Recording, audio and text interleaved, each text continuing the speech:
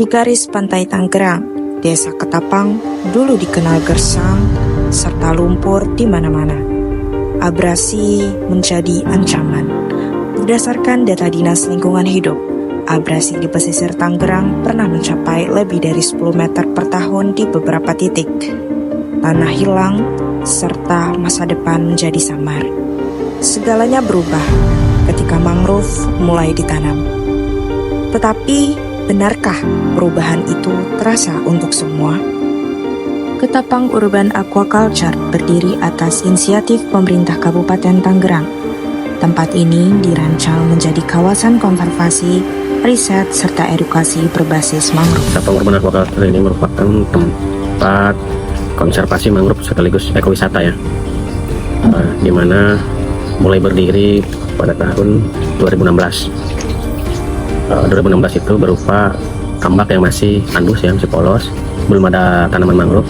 Kemudian pemerintah Kabupaten Tangerang memiliki program yang namanya program Gerbang Mapan, salah satu program unggulan Kabupaten Tangerang. Tadi ya menata kawasan kumuh ya, kemudian terbentuknya sebuah destinasi wisata dan pada akhirnya memberi multiplier effect ya. Muaranya adalah meningkatkan kesejahteraan ekonomi bagi masyarakat sekitar. Itu tujuan utamanya.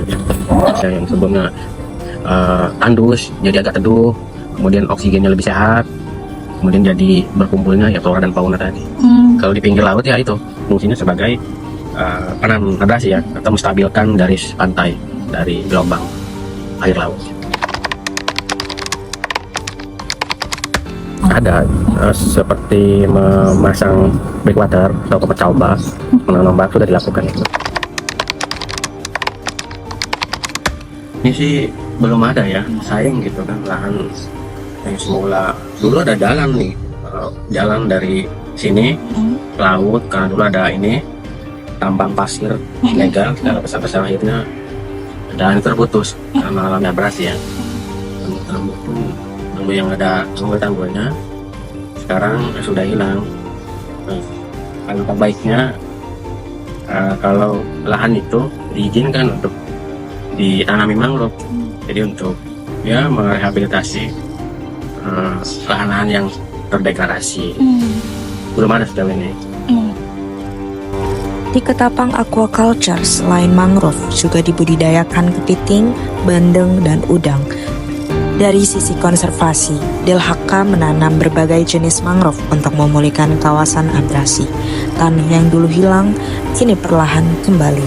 Setiap tahun DLHK rutin menanam bibit sebagai upaya pelestarian pantai. Kami di Dinas DLHK untuk perawatan dan pengelola dan perawatan mangrove yang ada di sekitar Ketapang. Nah, awal kami melakukan penanaman itu di 2016 sampai sekarang, dari 2016. Nah, itu dimulai dari depan sampai ke belakang. Nah, makanya mangrove yang ada di sini itu mereka punya masing-masing per tahun penanaman itu. Jadi beda-beda.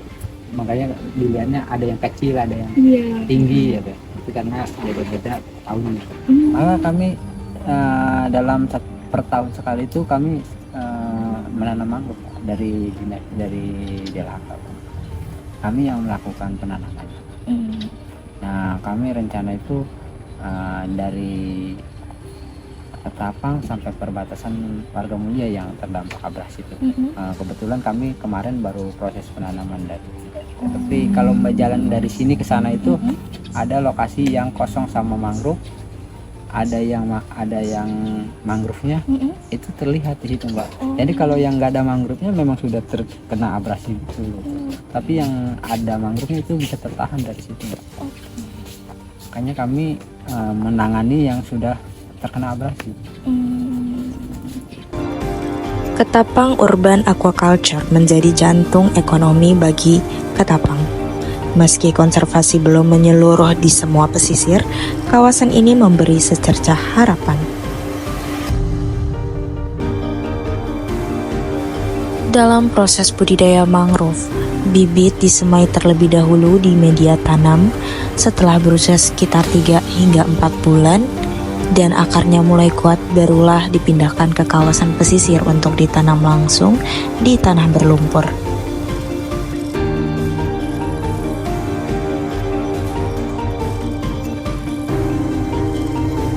Bagi para nelayan, hadirnya hutan mangrove tak hanya memberi kesejukan. Air laut yang lebih stabil membuat aktivitas melaut jadi lebih mudah. Akar-akar mangrove membantu menahan lumpur, membuat jalur perahu tidak lagi tertutup endapan.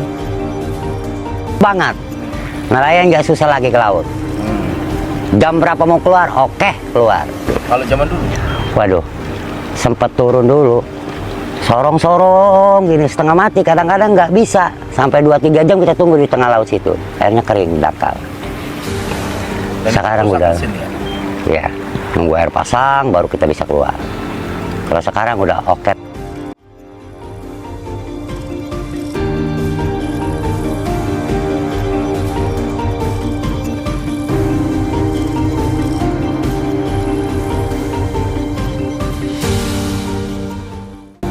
Tak hanya pemerintah dan pengelola, peran komunitas menjadi motor penting konservasi di Ketapang.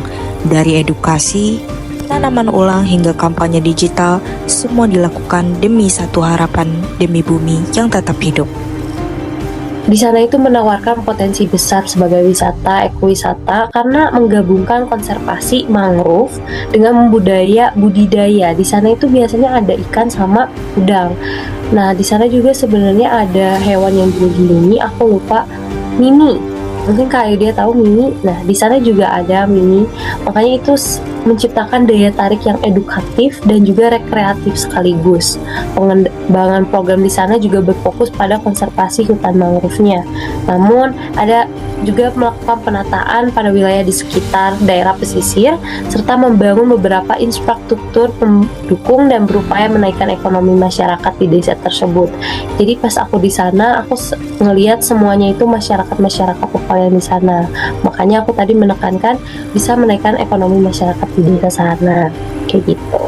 Dari manfaat si mangrove ini, yang pertama itu pasti udah sering dengar kalau misalkan mangrove ini bisa menyerap karbon, terus erosi dan yang lain-lain. Nah, ditekankan di sini tuh mangrove tuh bisa lebih menyerap si karbon 4-10 kali lebih efektif dibandingkan dengan hutan darat. Makanya pas dengar banyak ekowisata yang mengenalkan tentang mangrove itu banyak banget pendukungnya juga oke banget karena manfaatnya itu banyak banget selain karbon, erosi, terus kesehatan. Udah sempat dengar mungkin kayak dia ternyata mangrove ini bisa dijadikan obat diare, juga obat asam. Nah, kebetulan dari tim riset mangrove Jakarta kemarin sempat bikin obat diare dari mangrove. Terus selain itu juga kita tahu kalau misalkan mangrove ini ternyata bisa loh buat sanitasi air. Jadi mangrove ini memfilter air. Kita juga udah sempat bikin WC umum di Muara Gembong dari mangrove Jakarta. Nah, di sana itu kita memanfaatkan mangrove untuk memfilter airnya. Jadi banyak banget manfaat dari mangrove ya, bisa menyokong juga untuk ekowisata. Mungkin untuk pandangan aku sebagai aktivis lingkungan melihat pesisir pantai yang belum difokuskan, sebenarnya melihat tempat Ketapang Urban Aquaculture ini tuh sebenarnya udah bagus nih, lebih fokus ke konservasi mangrove. Tapi untuk pesisirnya memang mereka belum ke sana ya, karena aku juga tahu mungkin terkendala dari SDM-nya mereka, sumber daya manusianya mereka, dan juga ada beberapa hal yang mungkin belum diregulasikan. Nah, tapi aku lihat udah banyak sekali beberapa NGO, pemerintah, komunitas, dan juga kampus yang datang ke sana dan berfokus untuk penanaman. Jadi mungkin kita bisa melihat kalau misalkan bakal ada proyek kedepannya untuk penanaman mangrove di sekitar pesisir tersebut. Karena yang aku lihat juga pesisirnya juga enggak yang diacuhkan atau dicuekan gitu sama mereka. Nah, aku juga pas datang ke sana ternyata mereka juga lagi memperluas untuk penanaman mangrove-nya. Ketapang Urban Aquaculture mungkin belum sempurna, tapi menjadi bukti bahwa konservasi bisa sejalan dengan edukasi dan ekonomi. Dari mangrove, kita belajar perubahan bisa tumbuh dari akar. Save mangrove, save the world. One man, one mangrove. Jaga mangrove kita, satu pohon, satu orang.